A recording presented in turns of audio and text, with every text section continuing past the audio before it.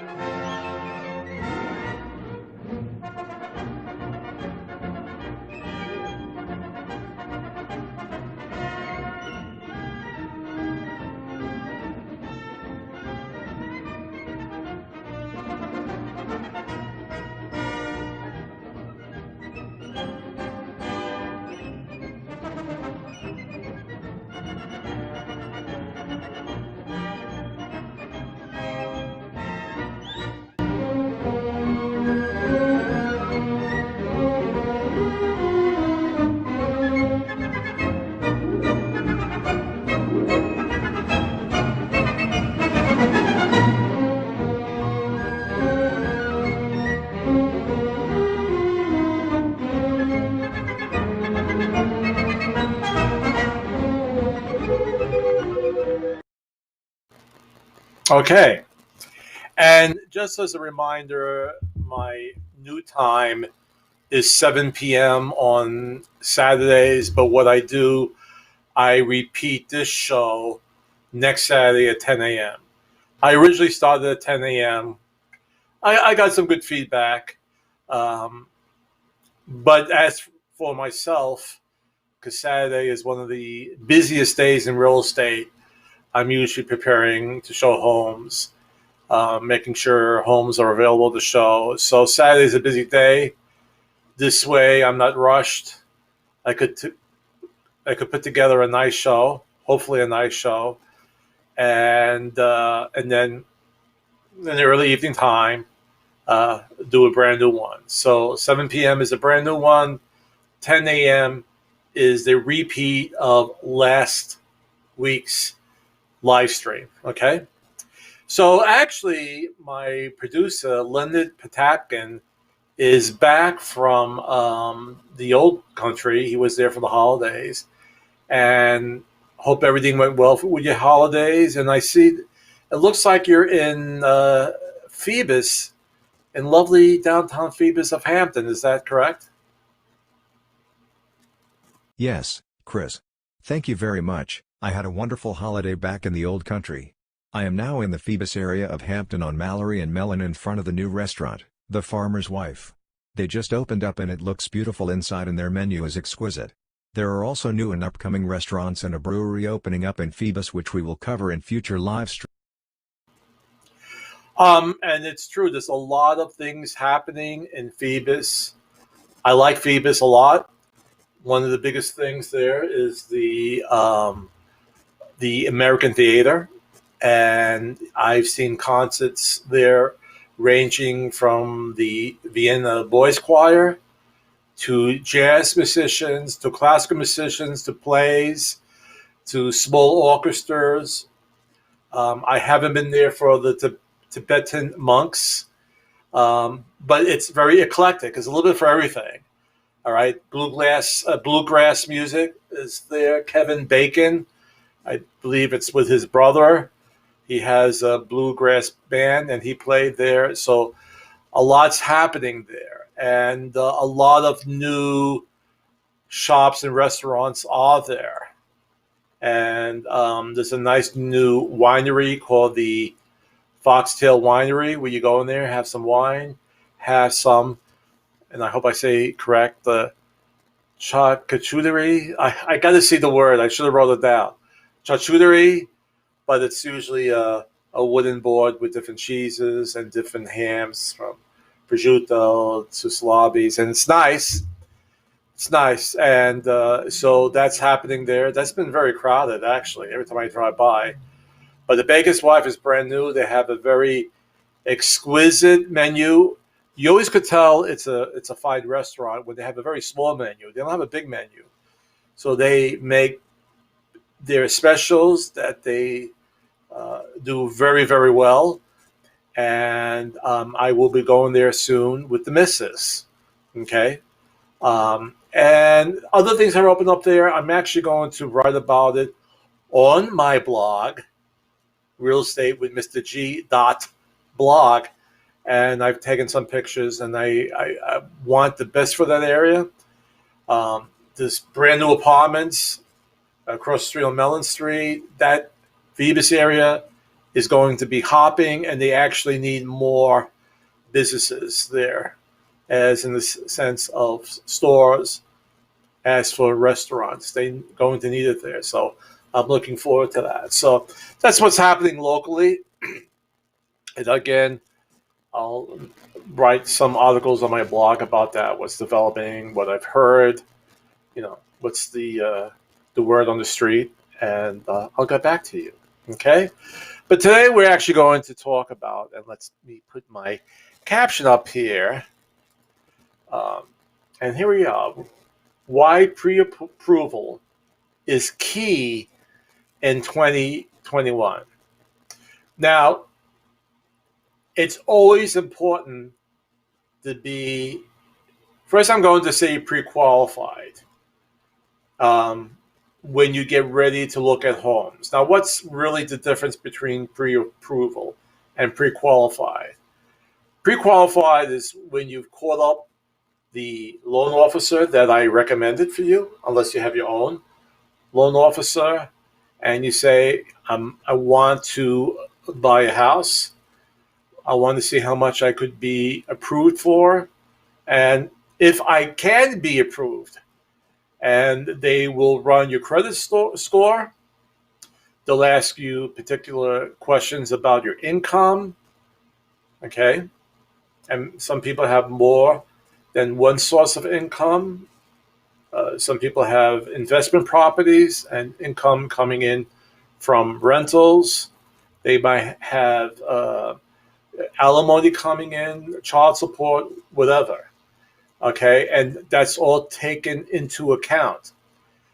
So based upon your income, your credit score, and basically they would like to know how much you would have in savings, because they could then say, well, we'll have to go with, first of all, we'll either have to go with FHA or Fannie Mae, or if you're a military or former military, you could go with a VA loan, which is 100% financing.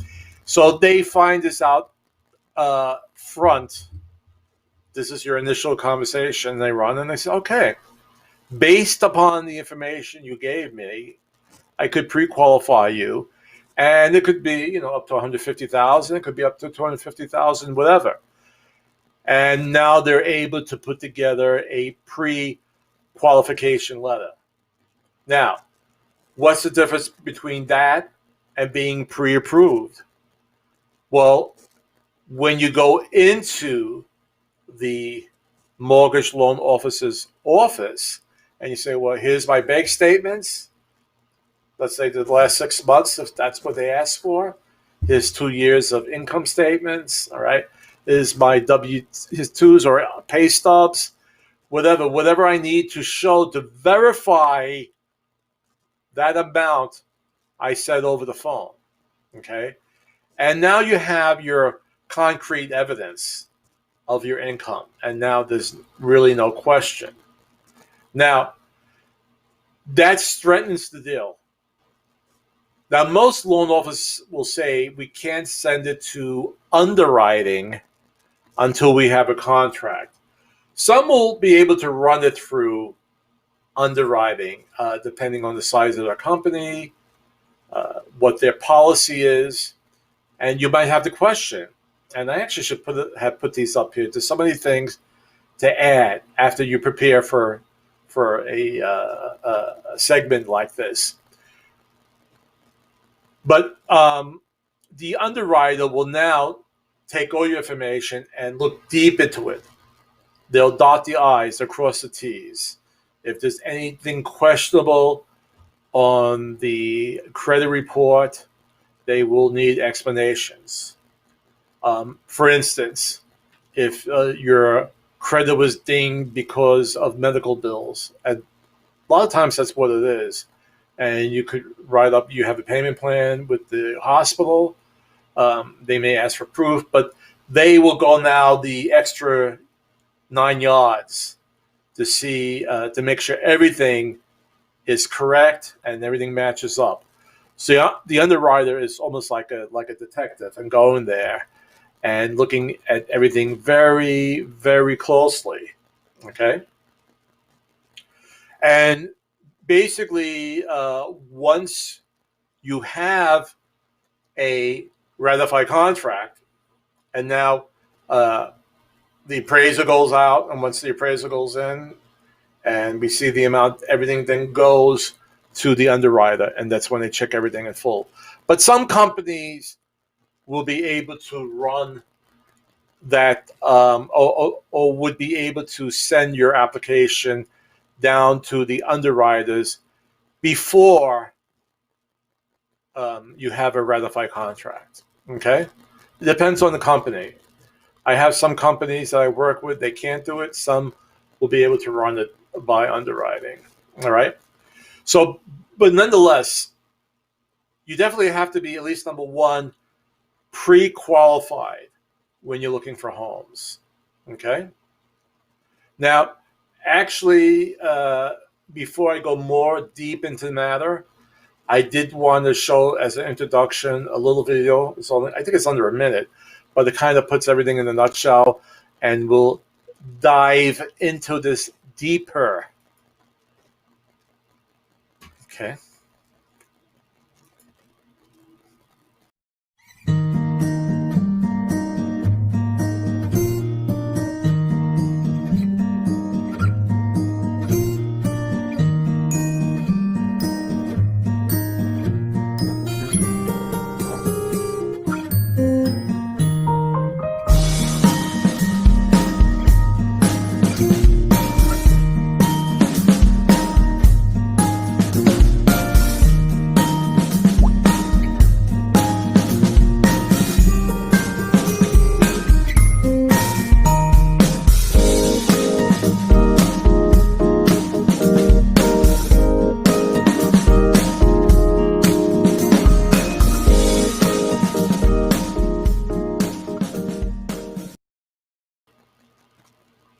Now, let's take the key points of that video and why is it key to be pre-approved at first. Well, number one, there's high competition. And if you've been watching my live streams, I've repeated so many times that there is little housing inventory right now and many buyers. And the buyers in the market right now, they're not testing the market, they're not so sure. They want a house, all right?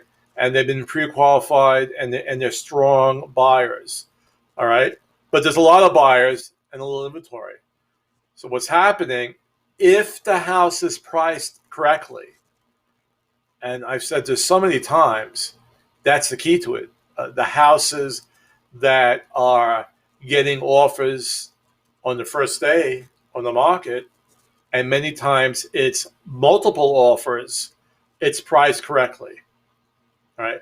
It's not overpriced, which is something that's happening right now with sellers. They're getting a little too, all right, I got the upper hand here, so I'm going to, go really high, really high. But the thing is that house has to appraise at that very high amount. And sometimes that doesn't always happen. So to have a professional like myself do a CMA for you, or comparative market analysis, to price that correctly, will be most helpful. But on the buyer's side, there's a lot of competition out there.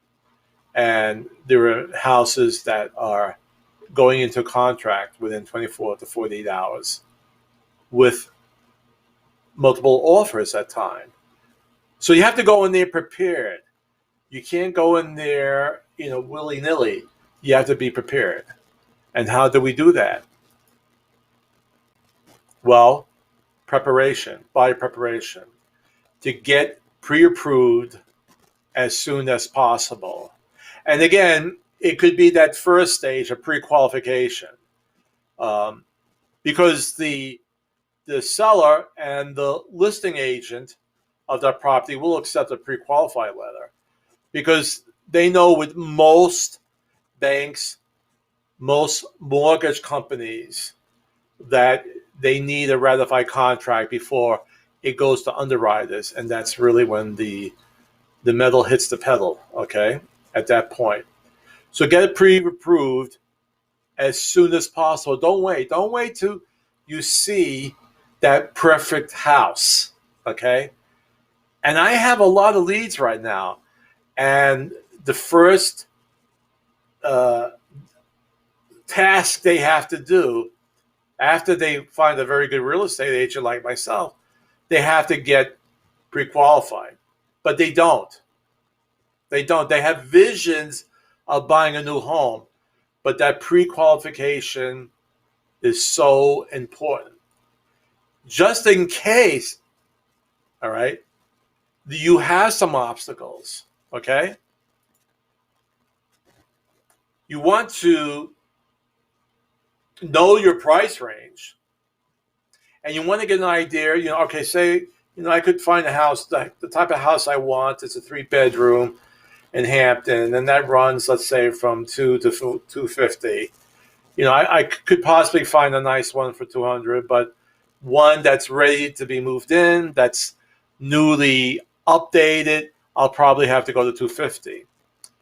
And your loan officer could give you an estimate of the cost of what it would be between getting a house for $200,000 as opposed to getting to a house for $250,000.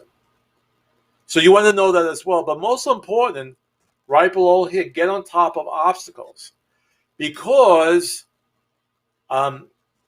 you may think your credit is in good condition, but the loan officer sees some issues there and some things that can be corrected, maybe in a month's time, maybe in 3 months' time.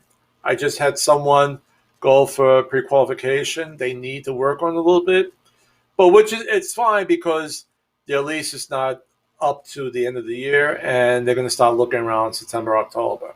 So they have enough time to clear up some issues on their credit report And that's the right way to go about it. Don't wait until you see that dream house that you want, because there's a chance that there's something that has to be worked out. Unless you know for sure that you have no problems with your credit, right? But I found out in all these years of doing real estate, the ones that think they know how good their credit is, it's not that good. And ones who think their credit is bad, it's actually pretty good. Now that's not all the time, but I've found that out, that opposites out. That's how it happens.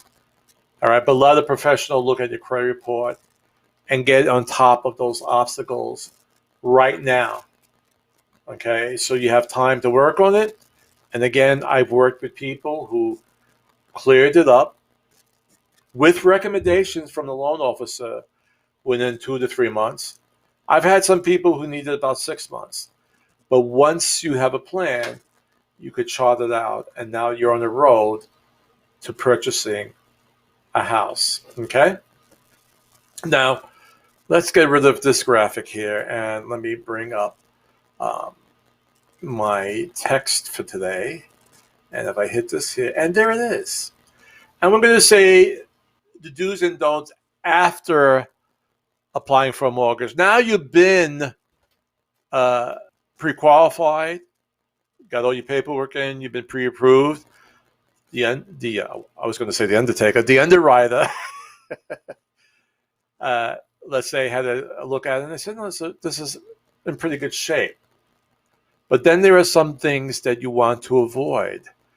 And the reason why you want to avoid some things is because the underwriter may, and then most times, will check your credit right before closing. Okay? So if you did something like, and let's scroll this down. Okay.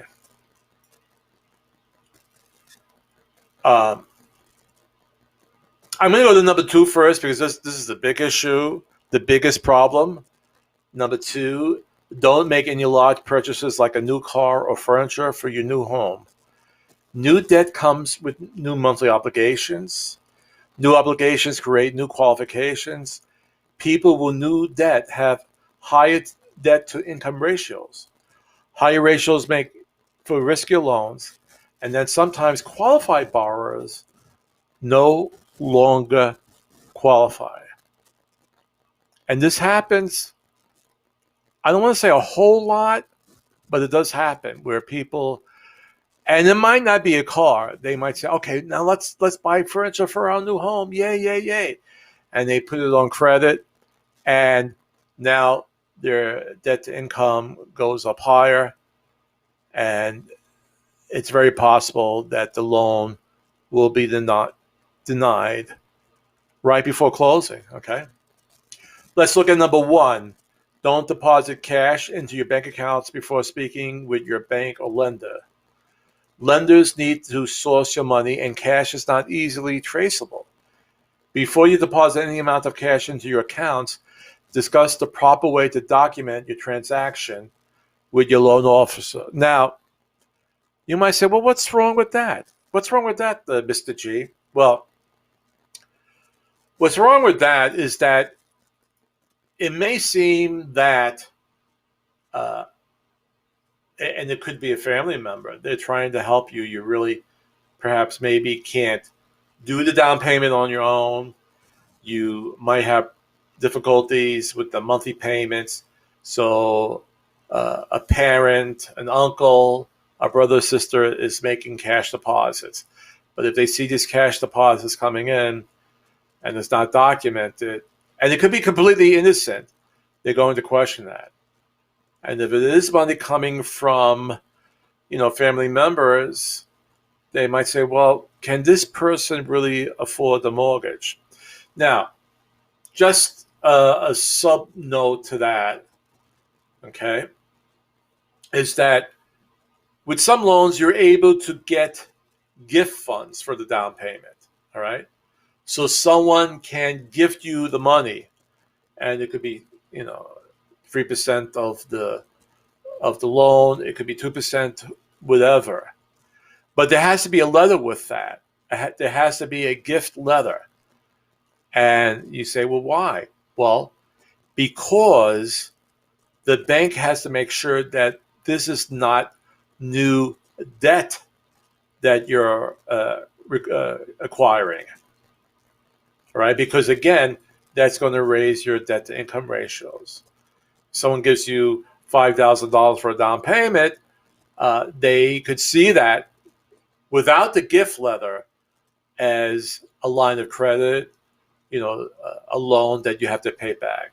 So there has to be a gift letter saying that this does not have to be paid back. All right, it's a gift. So with that letter, they cannot legally go after you for that money. It's a gift to you. All right. So that in that way it could be done, but it has to be documented.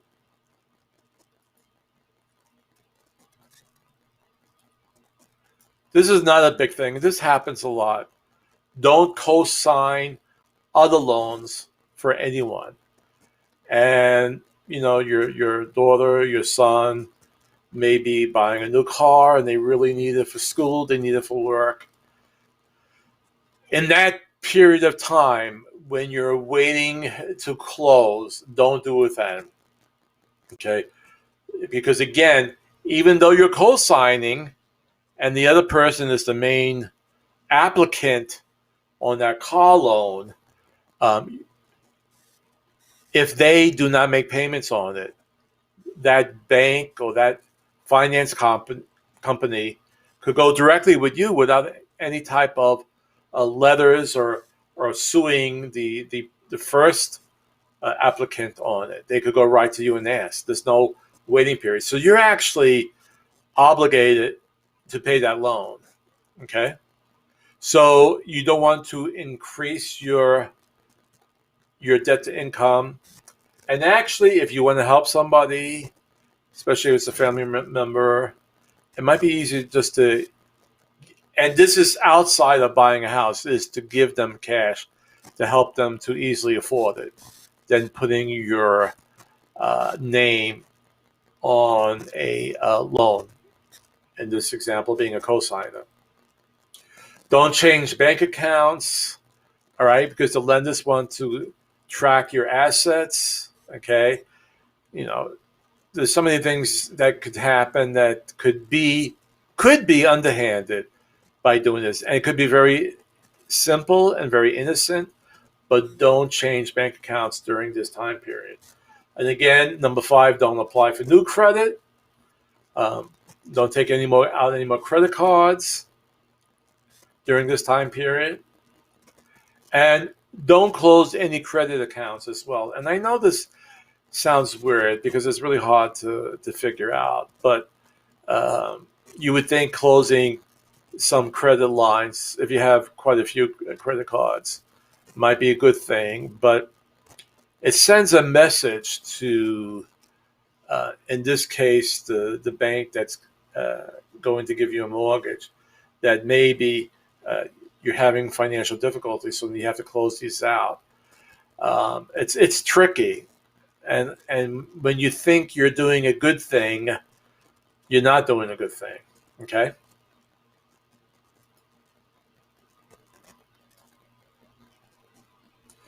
All right, and actually this is a little graphic here, and I don't know if you could see it all the way, and it's I put it on my blog, but it's a little infographic, and again, it shows you here, don't change bank accounts, don't apply for new credit cards, don't make any large purchases, and by the way, even with the large purchases, even with cash, don't do that, because with some loans, you have to be like 1% vested into the house. So if a house is $100,000, they want to make sure you have $1,000 in the bank. So if buying things on cash is going to lower that, that's not good either. And we talked about don't deposit cash into your bank accounts before speaking to your bank lender. And this one, do not co-sign other loans for anyone during that time period. These are the two biggies, the co-signing, because you find out that a nice parent co-signed a car for their son or daughter. And this is the other big thing. Um, don't make any large purchases. Most of the times it's on credit, taking out a car loan or a store loan where you're buying your furniture. Hold off on that. Very important. Okay? So, okay, I think I get rid of all of that. Let me see. I got to get rid of this. I shouldn't have done that. Here I am. Okay. So, those are the big things. And again, to recap, it's a very competitive market. Get pre-qualified, pre-approved now before you start that search. It'll go a lot smoother, believe me. I've been in this business. Well, actually, in 2023, I'll be in this business 30 years. Can you imagine that? This young-looking face? Okay. And, but it's best to get that pre-qualification now. If you have any obstacles, get that out of the way now. Work on that now. All right. Okay. Remember, it's a seller's market. There's more buyers in the market than there's supply. When demand is strong and supply is low, what happens to price? It's a very basic economic principle. The price goes up. Now, I have to say, since the beginning of the year, I've seen more houses go on the market from my buyers. So, as I've discussed in other live stream videos, as long as we get this COVID-19 under control, I believe this is going to be a stellar year for real estate market, because now if we get it under control and restaurants begin to open up again and retail stores begin to open up again and people start traveling and people start going to concerts, that's going to bring back these workers who are out of work, who are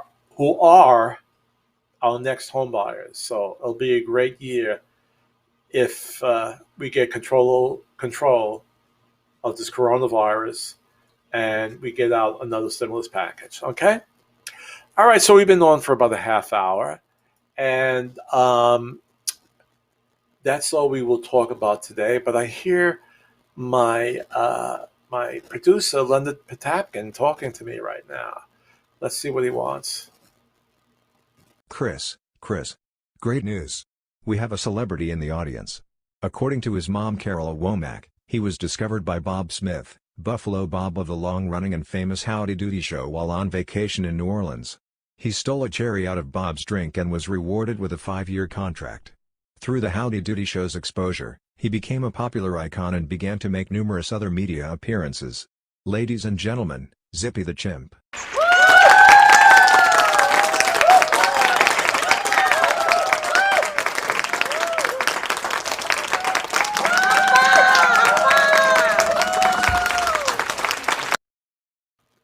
Well, Zippy looks good. I've seen him on Ed Sullivan years ago. I didn't know he was still around, but evidently monkeys' lives are pretty long. But it was good seeing him again. So again, another famous celebrity in our audience.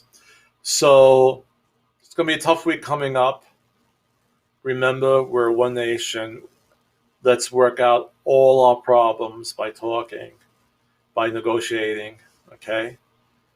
Wear your mask. Keep your distance. Wash your hands and be safe. Okay? And I'll see you next week on Real Estate with Mr. G.